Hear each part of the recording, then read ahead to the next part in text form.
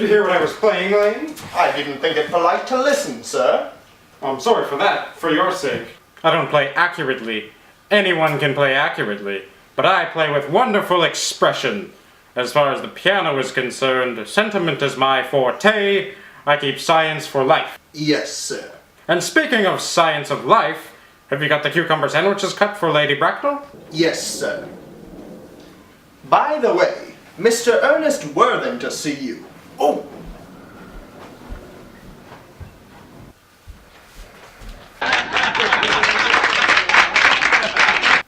How are you, my dear Earnest? What brings you to town? Oh, pleasure, pleasure. Why else do we go anywhere?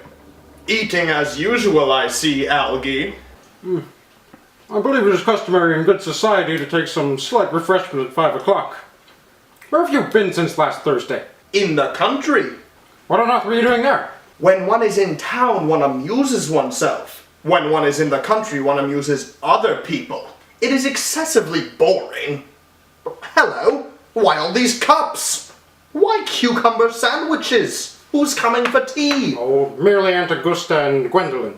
How perfectly delightful. Yes, that's all very well, but I'm afraid Aunt Augusta won't quite approve of your being here. May I ask why? My dear fellow, the way you flirt with Gwendolyn is perfectly disgraceful. It's almost as bad as the way Gwendolyn flirts with you. I am in love with Gwendolyn. I have come up to town expressly to propose to her. I thought you had come up for pleasure. I call that business.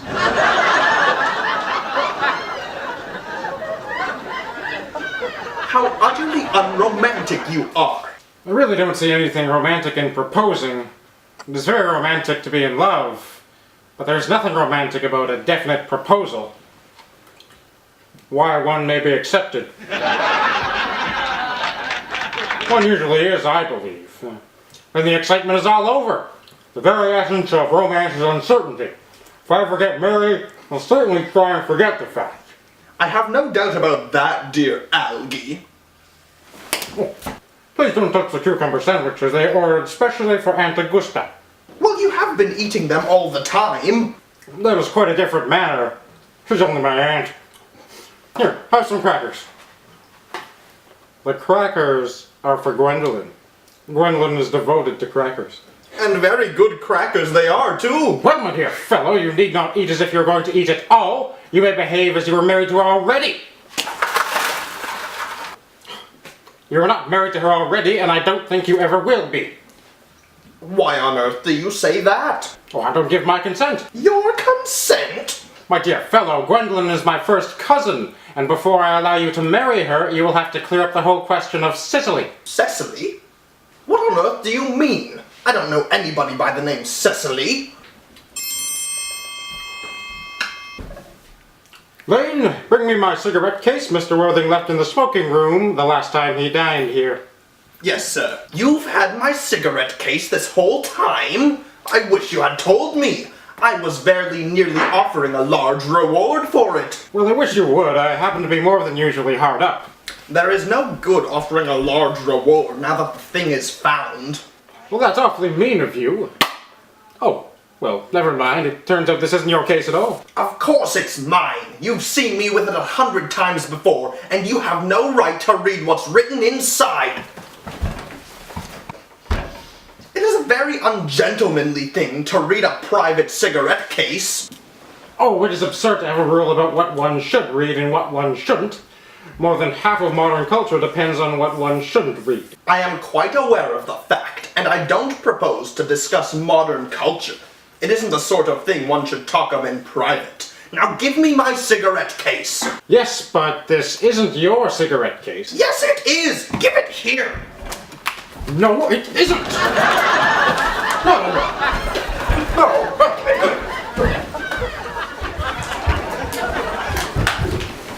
Now look! This cigarette case is a present from someone of the name Cicely.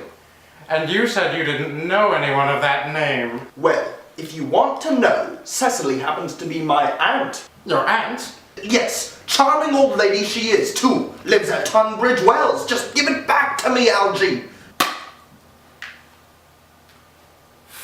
From little Cicely with her fondest love. Some ants are tall, some ants are not tall. That is a matter that surely an ant may be allowed to decide for herself. For heaven's sake, give me back my cigarette case!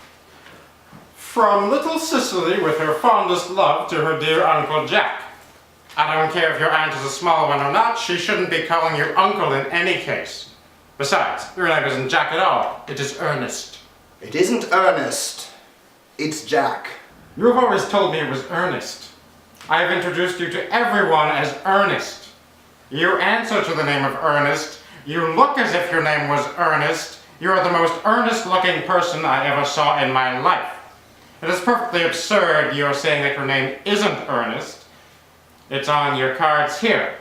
Here's one of them. Mr. Ernest Worthing before the Albany. Well, my name is Ernest in town and Jack in the country, and the cigarette case was given to me in the country.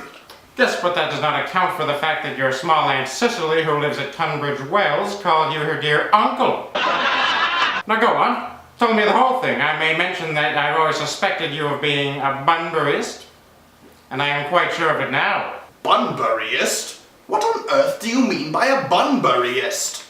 I'll reveal to you the meaning of that incomparable expression as soon as you are kind enough to inform me why you are Ernest in town and Jack in the country. Give me back my case first. Here. Now give me your explanation and make it improbable. My dear fellow, there is nothing improbable about my explanation at all. In fact, it's perfectly ordinary. Old Mr. Thomas Cardew, who adopted me when I was a little boy, made me, in his will, guardian to his granddaughter, Miss Cecily Cardew. Cecily, who addressed me as her uncle from motives of respect that you could not possibly appreciate, lives at my place in the country, under the charge of her admirable governess, Miss Prism. Now, when one is placed in the position of guardian, one has to adopt a very high moral tone on all subjects. It's one's duty to do so. And, as a high moral tone can hardly be said to conduce very much to either one's health or one's happiness, in order to get up to town, I have always pretended to have a younger brother of the name Earnest, who lives in the Albany and gets into the most dreadful scrapes. That, my dear Algie, is the whole truth, pure and simple. The truth is rarely pure and never simple. Modern life would be very tedious if it were either, and modern literature a complete impossibility. That wouldn't be at all a bad thing. Now I see that I was quite right in saying that you were a Bunburyist.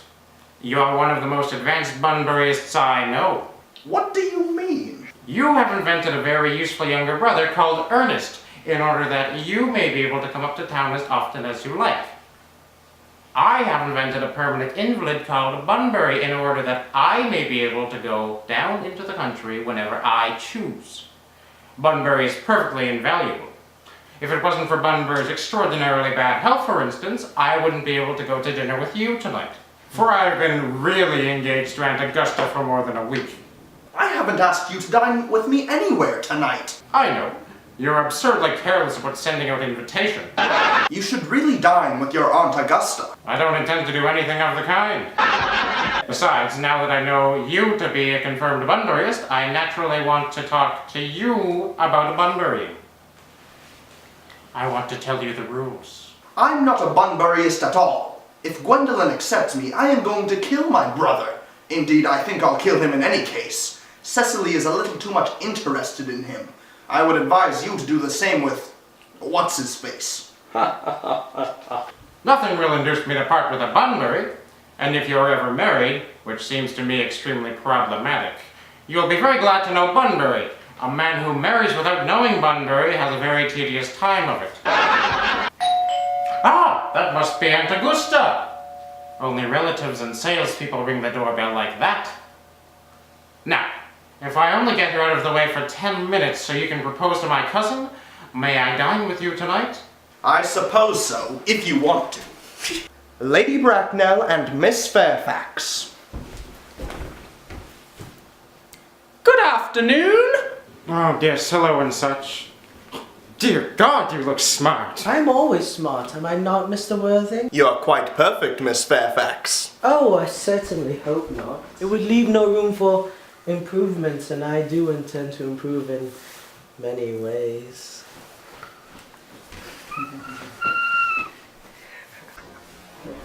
Come along, Antagusta, and we'll have some of those delicious cucumber sandwiches I promised. Dear God, Lane, why are there no cucumber sandwiches? You ate... Oh, that will be all, Lane. I'm very sorry, you must be awfully depressed. Let me play some music to cheer you up. Charming day it has been, Miss Fairfax. Pray don't talk to me about the weather. Whenever people talk to me about the weather, I always think they mean something else. I do mean something else. I thought so. And I would like to be allowed to take advantage of Miss Bracknell's temporary absence. Oh yes, please do. Mama has such a way of coming back suddenly into a room that I often have to speak to her about. Miss Fairfax, ever since I met you, I have admired you more than any other girl I have ever met since I met you. Yes, I know! And I often wish that in public, at any rate, you had been more demonstrative. For me, you have always had an irresistible fascination. We live, as you know, Mr. Worthing, in an age of ideals, and my ideal has been always to love someone with the name of Earnest. And the moment Algernon first mentioned me to you that he had a friend called Earnest, I knew I was destined to love you. You really love me, Gwendolyn?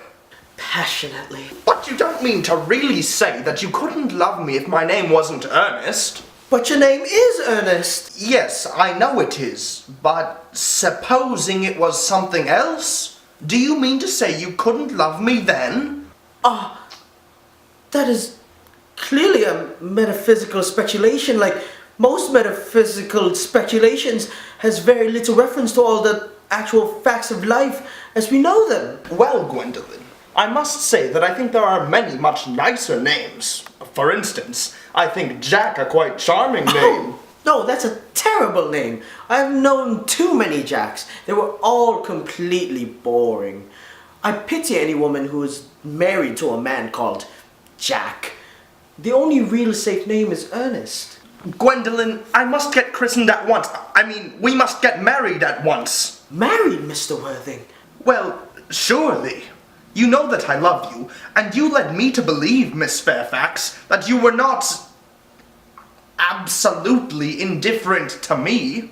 I adore you, but you haven't proposed yet. Nothing has been said at all about marriage. The subject has not even been touched on. Well, may I propose to you now? I think it would be a most admirable opportunity. And to spare you any possible disappointment, Mr. Worthing, I think it only fair to tell you quite frankly beforehand that I am completely and fully determined to accept you. Gwendolyn! Well, Ernest, what have you got to say to me? You know what I have got to say to you. So say it already! Gwendolyn, will you marry me? Of course I will, darling! It took you an awful long time. I'm afraid you don't have much practice in proposing. Mr. Worthing! Dear Lord! Get up, you fool! What is your deal? Mama, please, Mr. Worthing's not yet finished. Finished? Finished what? I am engaged to Mr. Worthing, Mama. Oh, don't be ridiculous. You aren't engaged to anyone. Now get in the car. But, Mom! Get in the car! Sit down, Mr. Worthing. Thank you, Lady Bracknell. No. You're not even on my list of eligible young men. However, I will be willing to consider your name if once you answer a few questions. Let's see. Do you smoke? I must admit I smoke. Good. At least you do something with your spare time. Don't dilly-dallying. How old are you? 29. Good age to be married at. A man who desires to get married should know either everything or nothing. Which do you know? I know nothing, Lady Bracknell. Excellent. I do not approve of anything that tampers with natural ignorance. Ignorance is like a delicate flower. Touch it once and it disappears forever. What's your income? Between 7,000 and 8,000 a year. In land or investments? In investments, chiefly. Yes, that is satisfactory. I have a country house with some land, of course, attached to it. A country house? How many bedrooms? Oh, that can be cleared up later. Let's move on to minor matters, shall we? Are your parents still alive? I have lost both my parents. Oh, to lose one parent, Mr. Worthing, can be regarded as a misfortune. To lose both can be seen as carelessness. Who was your father? I'm afraid I don't really know. The fact is, Lady Bracknell, I said I had lost my parents. It would be nearer to the truth to say that my parents seem to have lost me. I don't actually know who I am by birth. I was found. Found? The late Mr. Thomas Cardew, an old gentleman of a very charitable and kindly disposition, found me and gave me the name of Worthing, because he happened to have a first-class ticket for Worthing in his pocket at the time. Worthing is a place in Sussex. It is a seaside resort. And where did this first-class seaside resort-going gentleman find you? In a handbag. A handbag? Yes, Lady Bracknell. I was in a handbag. A somewhat large, black leather handbag with handles on it. Well, where did Thomas Cardew find said handbag? In the cloakroom at Victoria Station. They mixed up his bag with someone else's. The cloakroom at Victoria Station? Yes, the Brighton line. The line doesn't matter, Mr. Worthing. To be born, or at any rate bred, in a handbag, whether it had handles or not, seems to me to display a contempt for the ordinary decencies of family life, and in a cloakroom at a railway station, no less. What would you like me to say? I would do anything in the world to ensure Gwendolyn's happiness. Well, I'll advise you, Mr. Worthing, to acquire some parents by the end of the spring. I can't possibly do that. I can bring you the handbag if you want. It's in my dressing room at home. Would that satisfy you? What has it to do with me? You can hardly imagine that I and Lord Bracknell would allow our only daughter to marry into a cloakroom and form an alliance with a parcel? Good day, Mr. Worthing.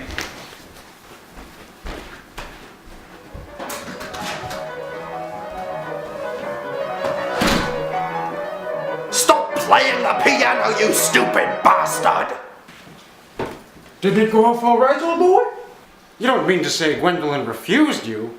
I know it is a way she has. She's always refusing people. I think it is most ill-natured of her. Oh, Gwendolyn is as right as a trivet. As far as she is concerned, we are engaged. Her mother is perfectly unbearable. Never met such a gorgon. No, I'm sorry, Algie. I suppose I shouldn't talk about your aunt like that. My dear boy, I love seeing my relations abused. It is the only thing that makes me put up with them at all. By the way, did you tell Gwendolyn the truth about your being Earnest in town and Jack in the country? My dear fellow, the truth isn't quite the sort of thing you tell to a nice, sweet, refined girl. What extraordinary ideas you have about the way to behave to a woman. The only way to behave to a woman is to make love to her if she is pretty, and to someone else if she is plain. What about your brother? Oh, I'll kill him before the end of the week. I'll say he died in Paris, of syphilis. Lots of people die of syphilis, quite suddenly, don't they? Yes, but it's hereditary, my dear fellow. You had much better say a severe chill. Are you sure a severe chill isn't hereditary? Of course it isn't. Very well then. My poor brother Ernest died suddenly, in Paris, from a severe chill. That gets rid of him. But I thought you said that Miss Cardew was a little too much interested in your poor brother Ernest. Won't she feel his loss a great deal? Oh, that's all right. Cicely's not a silly romantic girl. I would rather like to see Cicely. I will make sure you never do. She is excessively pretty, and she is only 18. Have you told Gwendolyn yet that you have an excessively pretty ward who is only 18? Cicely and Gwendolyn will be great friends. I'll bet you anything that half an hour after they have met, they will be calling each other sister. Women only do that when they have called each other a lot of other things first. Now, my dear boy, if we want to get a good table for supper, we really must get dressed. You know it is nearly 7? Oh, it is always nearly 7. Well, I'm hungry. Oh, you're always hungry. What shall we do after dinner? Go to a theater? No, I hate listening. Well, how about the club? No, I hate talking. Well, we might just trot around to the Empire Museum? No, I hate looking at things. It's so silly. Well, what shall we do? Nothing. It is awfully hard work doing nothing. I think I'll have some more of those cucumber sandwiches. Miss Fairfax, sirs. Gwendolyn, you're back! Algie, turn around. I have something to say to Mr. Worthing. Darling! Ernest, we may never be married, and I fear we never shall. But although Mama may prevent us from becoming man and wife, and I may marry someone else, and marry often, nothing that she can possibly do can alter my eternal devotion for you. Dear Gwendolyn. The story of your romantic discovery, as Mama told me with commentary, has stirred the deeper fibers of my nature. Your Christian name has an irresistible fascination. The simplicity of your character makes you exquisitely incomprehensible to me. Your town address at the Albany, I have... What is your address in the country? The Manor House, Woolton, Hertfordshire. There is good postal service, I suppose. I will mail to you every day. My own one. How long do you remain in town? Till Monday. Good. Algie, you may turn around. I've turned around already. You will let me see you to your car, darling? Of course. I only wish you could see more.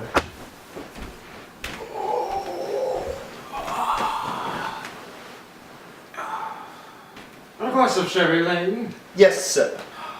Tomorrow I'm going bunburying. Yes, sir. I shall probably not be back till Monday. You can put up my dress clothes, my smoking jacket, and all the Bunbury suits. Yes, sir.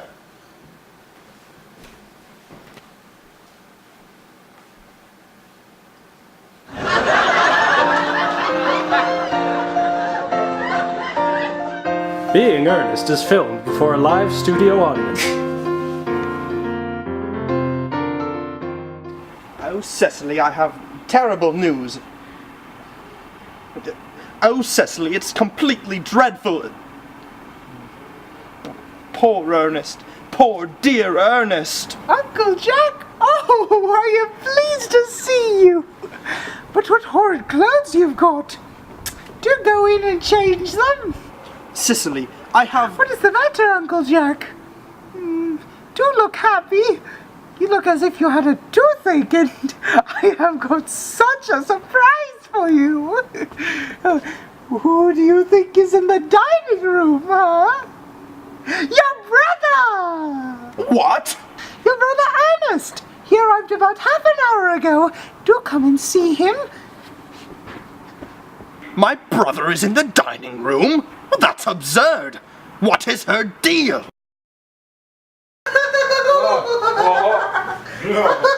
Good heavens! Brother John, I have come down from town to tell you that I am very sorry for all the trouble I have given you, and that I intend to lead a better life in the future. Good heavens! Uncle Jack, you're not going to refuse your own brother's hand. Nothing will induce me to take his hand. I think his coming down here disgraceful. He knows perfectly well why. Uncle Jack, do be nice. There is some good in everyone. Ernest has just been telling me about his poor invalid friend, Mr. Bunbury, whom he goes to visit so often. Oh, he has been talking about Bunbury, has he? Yes, he has told me all about poor Mr. Bunbury and his terrible state of health. Bunbury! Well, I won't have him talk to you about Bunbury or anything else. I must say that I think Brother John's coldness to me is very painful. I expected a more enthusiastic welcome, especially since it is the first time I have come here. Uncle Jack, if you don't shake hands with Ernest, I will never forgive you. Never forgive me? Never, never, never. Well, this is the last time I shall ever do it.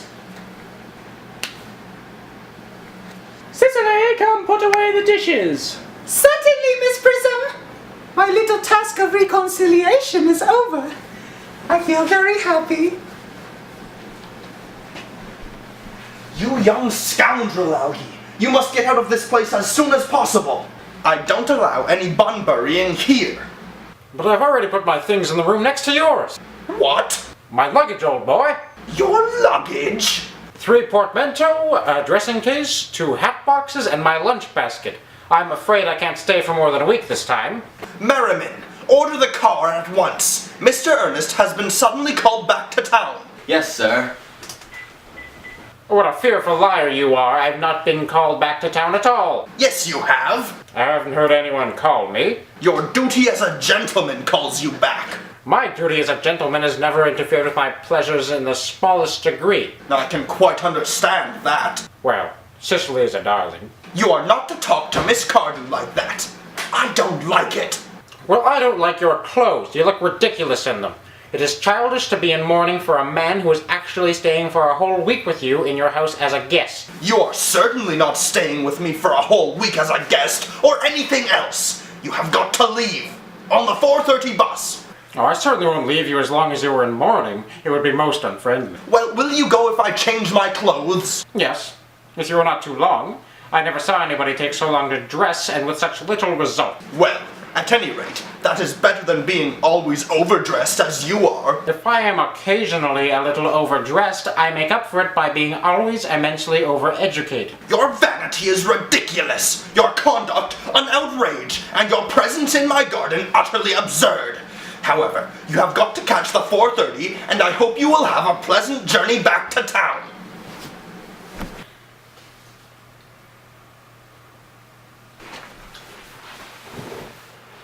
Where's Uncle Jack? Oh, he's off changing. He's going to get the car. Oh, is he going to take you for a nice drive? He's going to send me away.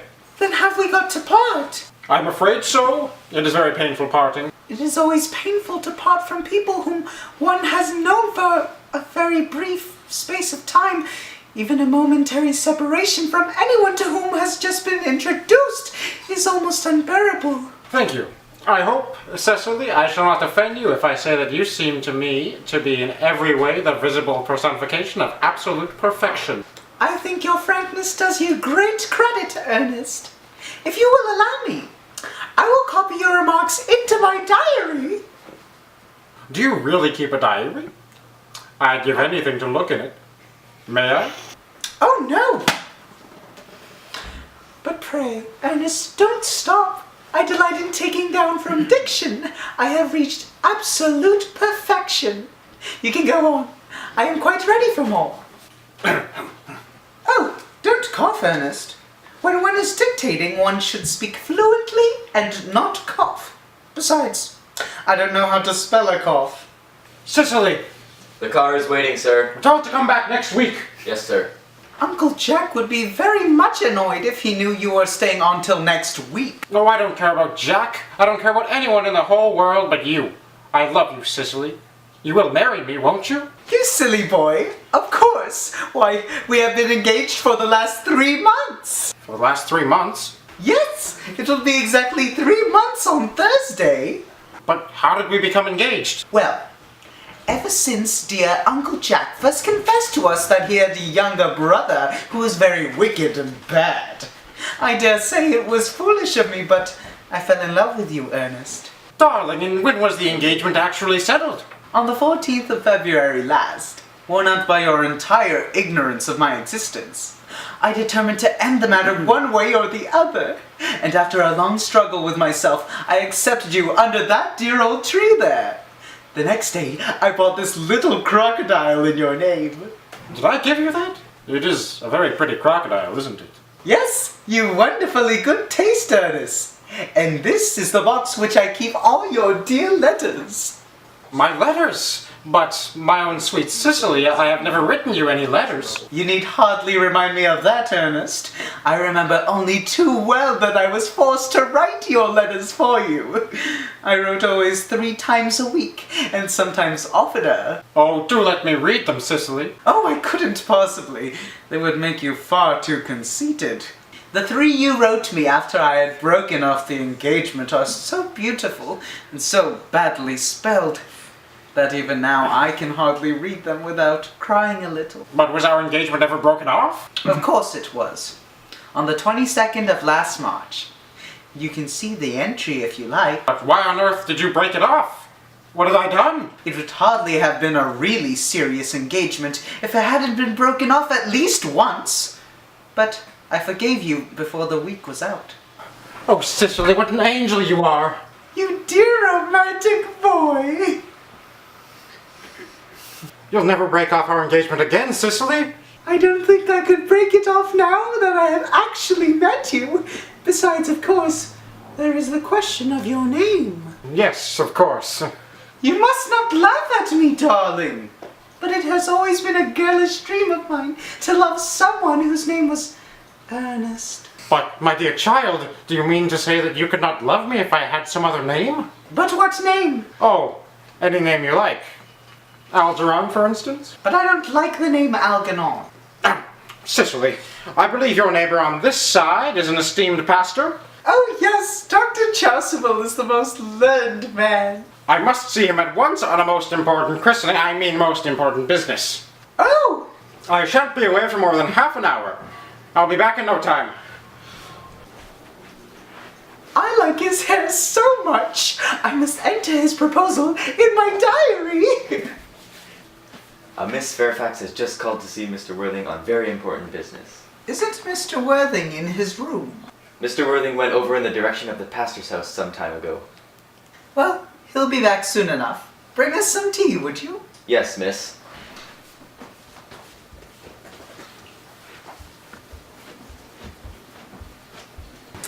Pray let me introduce myself to you.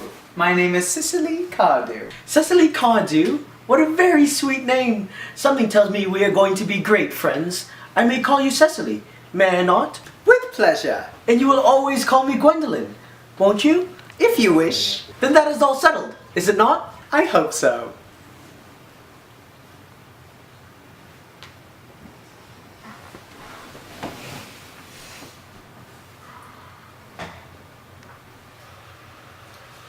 You are here on a short visit? Oh no, I live here. Really? Does your mother live here as well? Oh no, I have no mother, nor, in fact, any relations. Indeed? My dear guardian, with the assistance of Miss Prism, has the arduous task of looking after me. Your guardian? Yes, I am Mr. Worthing's ward. Oh! It is strange. He never mentioned to me that he had a ward. How secretive of him. He grows more interesting hourly. I am very fond of you, Cicely. I have liked you ever since I met you. But as for you being Ernest's ward, I cannot help expressing a wish you were, well, just a little older than you seem to be. And not quite so very alluring in appearance. In fact, if I may speak I beg your pardon, Gwendolyn. Did you say Ernest? Yes. Oh, but it is not Mr. Ernest Worthing who is my guardian. It is his brother, his elder brother. Ernest never mentioned to me that he had a brother. I'm sorry to say they have not been on good terms for a long time. Ah, that accounts for it. Cecily, you have lifted a load from my mind. I was growing almost anxious. Of course you are quite sure that it is not Mr. Ernest Worthing who is your guardian. Quite sure. In fact, I'm going to be his. I beg your pardon? Mr. Ernest Worthing and I are engaged to be married. My darling Cicely, there must be some slight error. Mr. Ernest Worthing is engaged to me. I'm afraid you must be under some misconception. Ernest proposed to me under 10 minutes ago. Oh yeah, he did, didn't he? But he proposed to me yesterday at 5:30. Look. Well, he must have changed his mind. The poor fellow's been entrapped. My Ernest has become entangled. Hey, what do you mean entangled? What? Do you think I entrapped Ernest? How dare you? Where shall I put the tea, miss? Oh, just leave it there. Yes, it's yes, fine. yes, Oh, yes, it's lovely. Any good places to walk around here? Oh, yes. From atop of one of the hills you can see 5 counties. 5 counties? I don't think I should like that. I hate crowds. I suppose that is why you live in town. May I offer you some tea, Miss Fairfax? Yes, please. Sugar? No, thank you. Sugar is not fashionable anymore.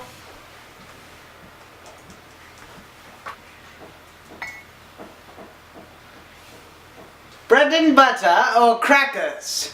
Crackers, please. Bread and butter is rarely seen around the best houses nowadays.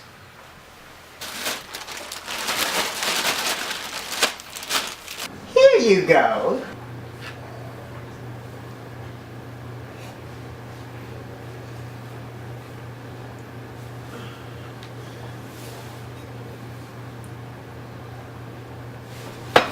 You have given me sugar in my tea when I didn't ask for any. You gave me bread instead of crackers. You have gone one step too far. I will do anything in my power to protect Ernest from a spider like you! From the moment I saw you, I distrusted you. I knew you were a heartless, calculating bitch all along. It seems to me, Whoreface, that I'm wasting your valuable time. I believe you have a number of other homes to go and ruin today.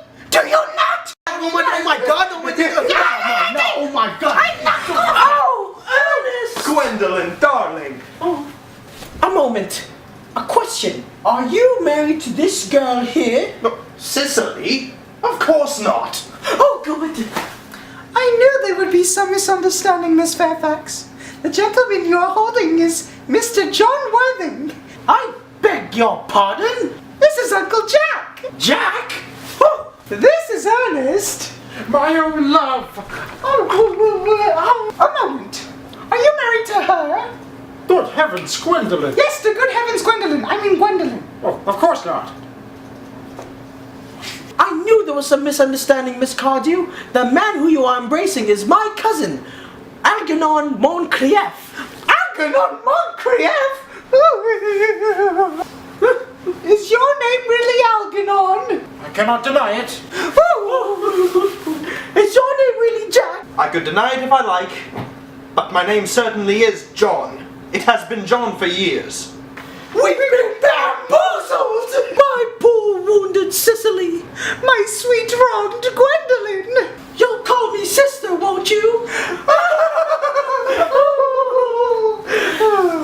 So, Jack, where's this brother of yours? Since we are both engaged to him, we might as well know where he is. Gwendolyn, Cicely, it is very painful for me to be forced to speak the truth. I have no brother at all. I never had a brother in my life, and I certainly have not the smallest intention of ever having one in the future. No brother at all? None. Have you never had a brother of any kind? Never. Not even of a kind. Well, it seems we're not engaged to anybody at all. Oh, this sucks. Let's go for a walk. They wouldn't dare follow us. Men are such cowardly fools. What is your deal? My deal? What's your deal? How dare you deceive poor innocent Cicely like that? She is my ward. How dare you deceive poor innocent Gwendolyn? She is my cousin. I love Gwendolyn. Well, I love Cicely. Well, stop it. No, you stop it. You'll never marry Gwendolyn anyway. That is no business of yours. Where did you get that? How can you be calmly eating cake at a time like this? Well, I can't eat cake agitatively. Why shouldn't it all over my cup? You shouldn't be eating cake at all. It's conquer wrong. Well, give me some then. Take some bread instead. I hate bread. This is my house, and I'm pretty sure that's my cake, so let me eat some. Well, you just said we shouldn't be eating cake at all. I said you shouldn't be eating it. That may be, but if you're not going to eat it, then someone ought to. I wish you would just leave. You can't ask me to leave. We haven't even had dinner yet. We're not having dinner. You're leaving here in 10 minutes, and then I'm going to go get Dr. Chasuble to christen me as Ernest. Well, I have an appointment with Dr. Chasuble to be christened as Earnest as well. We can't both be Ernest. Besides, I don't think I ever was christened. You have been already. Yes, but I haven't been christened in a long time. You've still been christened. Do calm down. You don't want to awaken some latent illness with all that stress. Remember, a recent family member of yours was just carried off by a severe chill. You said severe chill wasn't hereditary. Oh, it never used to be. But I think it is now. I read it in a magazine. That's nonsense. You're always talking nonsense. You're at the cake again. I wish you wouldn't. There's only one slice left. I told you I love cake. But I hate bread. Then why on earth do you serve it to your guests? I have already told you to go. Get out of my house. But there's only one piece of cake left. They haven't followed us out. Perhaps they still have some sense of shame. They're eating cake? that some sort of repentance? They haven't seemed to notice us. Can you cough? But I haven't got a cough. They're looking at us. They're approaching us. That's pretty forward of them. Let us preserve a dignified silence. Certainly. This dignified silence sucks. Definitely. But we shall not be the first to speak. Certainly. Why did you pretend to be my guardian's brother? In order that I might have an opportunity to meet you. That seems like a certainly satisfying explanation, doesn't it? Yes, it does, if you believe him. Now, why did you pretend to have a brother? Was it so that you could visit me as often as you liked? Can you doubt it, Miss Fairfax? They seem legit. Should we forgive them? Yes. I mean, no. That's right. We mustn't surrender. Now, which of us should tell them? Couldn't we just say it at the same time? An excellent idea. Your Christian names are still a barrier. That's all. Is that all? We're going to be christened this afternoon. For my sake, you are prepared to do this terrible thing? I am. To please me, you are ready to face this ordeal? I am. Darling! Darling. What is your deal? Mama, it's all right. Come here and sit down!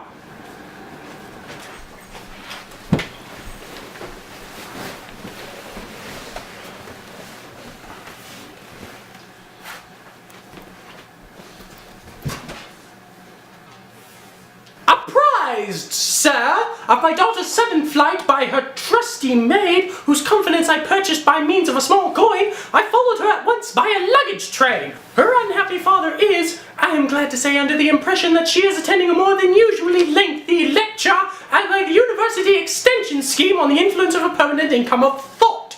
I do not propose to undeceive him. In fact, I don't think I have ever undeceived him in my life. I would consider it wrong. But of course, you will clearly understand that all communication between yourself and my daughter must cease immediately from this moment. On this point, as indeed on all points, I am firm! I am engaged to be married to Gwendolen, Lady Bracknell. You are nothing of the kind, sir! And now, as regards to Algernon. Algernon! Yes, Aunt Augusta. May I ask if it is in this house that your friend Mr. Bunbury resides? Oh, no. He died. Died? When did he die? Oh, I killed Bunbury this afternoon. I mean, poor Bunbury died. Oh, what did he die of? Bunbury? Oh, he was quite exploded. Exploded? My dear Aunt Augusta, I mean, he was found out. The doctors found out that he could not live, so he died. He seems to have had great confidence in the opinion of his physicians, but I am glad, however, that he's made up his mind about something and actually took the advice of a medical professional. And now that we have finally gotten rid of Mr. Bunbury, may I ask, Mr. Worthing, who is that young person whose hand my nephew Algernon is now holding in what seems to me a particularly unnecessary manner? That lady is Miss Cicely Cardew, my ward. I am engaged to Cicely. I beg your pardon? Mr. Moncrief and I are going to be married. What the hell is going on around here? Do you honestly expect that I'm going to let this impoverished little slut marry my nephew? Miss Cardew has about £130,000 in the bank. Oh dearie, she's awfully attractive, isn't she? Nice catch, Algie. I suppose I must give my consent. Thank you, Aunt Augusta. Cicely, you may thank me as well. Thank you, Lady Bracknell. You may also address me as Aunt Augusta for the future. Thank you, Aunt Augusta. The marriage, I think, had better take place awfully soon. Hold on just a minute. As Cicely's guardian, she requires my consent to be engaged until she comes of age, and I refuse to give my consent to this marriage. On what grounds? Algie's a nice young man. I do not approve of his moral character. I suspect him of being untruthful. Untruthful? My nephew Algernon? Impossible. I fear there can be no possible doubt in the matter. This afternoon, during my temporary absence in London, he pretended to be my brother to sneak into my house, drank a bottle of my wine, made my ward fall in love with him, stayed for tea, ate all of my cake, and didn't leave when I asked him to. And what makes this all the more heartless is that he was perfectly aware that I have no brother, that I have never had a brother, and that I don't intend to have a brother. Not even of any kind. I distinctly told him so myself yesterday afternoon. Oh, pish posh, that doesn't say anything negative about my dear Algie at all. Regardless, I decline to give my consent. madam, but I always say 20 when I'm at parties. Smart girl. Well, it will not be very long until you are of the age to make decisions for yourself, Algie, could you wait for me until I turn 20? Of course I could, Cicely. You know I could. Well, I can't. What is to be done? I don't know. Just give your consent, will you, Mr. Worthing? Look at the pain you're causing these two dear children. Fine. I'll consent to this silly thing if you consent to my marriage with Gwendolyn. Out of the question. Well, fine then. Everything is quite ready for the christening. Christenings? Isn't that a little premature? Both these gentlemen have exposed an immediate desire for immediate baptism. At their age? That idea is grotesque and irreligious. I refuse to consent. Am I to understand there are no christenings this afternoon? I don't think that it would be of much practical value to either of us. Well, whatever. Miss Prism has been waiting by my door for half hour. Miss Prism? Yes, Lady Bracknell, I am on my way to join her. Is this Miss Prism a female of repellent aspect, remotely connected with education? She is the most cultivated of ladies in the very picture of society. Miss Prism has been, for the last 3 years, Miss Cardew's governess and companion. Oh, it is obviously the same person. May I ask what position she has in your household? I am a celibate, madam. In spite of what I hear of her, I must see her at once. Let her be sent for. She approaches. She is nigh. Hi, I'm here today for the role of Miss Prism. I forgot my costume though, so... Prism! Prism? Where is that baby? 28 years ago, Prism, you left Lord Bracknell's house, number 104, Upper Grosvenor Street, in charge of a perambulator that contained a baby of the male sex. You never returned. A few weeks later, through the elaborate investigations of the Metropolitan Police, the perambulator was discovered at midnight, standing by itself in a remote corner of Bayswater. It contained the manuscript of a 3-volume novel of more than usually revolting sentimentality, but the baby was not there. Prism, where is that baby? I wish I knew! The morning I was taking the baby out of the garrison and I had my bags, this novel I was recording, and they put the baby in the bag.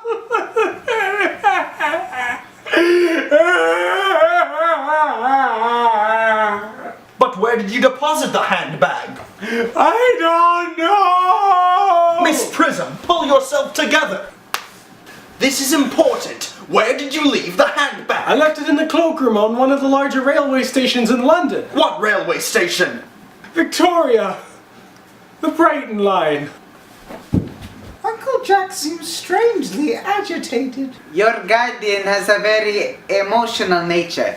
The suspense is terrible. I hope it will last. Is this the handbag, Miss Prism? Oh, yes, it is, of course. See, there's my initials, and there's the stain from that one party I went to with Dr. Miss Chas. Prism, I was the baby you placed in the handbag. You? Yes, mother. Whoa, no. I'm not married. What? But then, what? She can tell you what happened. Who am I? I'm afraid that the news I have to give you will not altogether please you. You are the son of my poor sister, Mrs. Moncrieff, and consequently Algernon's elder brother. Algie's elder brother? I always knew I had a brother. I always said I had an elder brother. Cecily, how could you ever doubt that I had a brother? Algie, you young scoundrel, you will have to treat me with more respect. You've never behaved to me like a brother in your whole life. Well, not to today, old boy. I admit I did my best, however, though I think I was out of practice. Darling, what is your Christian name now that you've become someone else? Good heavens, I forgot. Aunt Augusta. At the time when Miss Prism left me in the handbag, had I been christened already? Every luxury that money could buy, including christening, had been lavished on you by your fond and doting parents. Then I was christened. That is settled. What name was I given? Let me know the worst. Well, being the eldest son, you were naturally christened after your father. Yes, but what was my father's Christian name? Well, I don't remember the general's name, but I've no doubt he had one. He was eccentric, I admit, but only in later years, and that was only because of the Indian climate, and marriage, and indigestion, and tornado warnings. Algie, can't you remember what our father's Christian name was? My dear boy, we were never even on speaking terms. He died before I was a year old. But he was a general. His name would appear in the army lists, right, Gustav? Wild elephants escaping from the zoo, and radio waves in his brain, and chlorine in the water, and global warming, and economic downfall in communist Russia. The army lists of the last 40 years are here. These delightful records should have been my constant study. M. Generals, Malum, Maxbom, Magley, what ghastly names they have. Markby, Migsby, Mobbs, Moncrieff, Lieutenant, 1840, Captain, Lieutenant Colonel, Colonel, General. I-86G, Christian names. Earnest, John. I knew it. Dear Gwendolyn, it is a terrible thing for a man to find out suddenly that all his life he has been speaking nothing but the truth. Can you forgive me? Of course I can, my love. Darling. Cecily! Augie! Laetitia! Frederick, at last! Gwendolyn, at last, I've now realized for the first time in my life the vital importance of being earnest. Ground beef and giant whale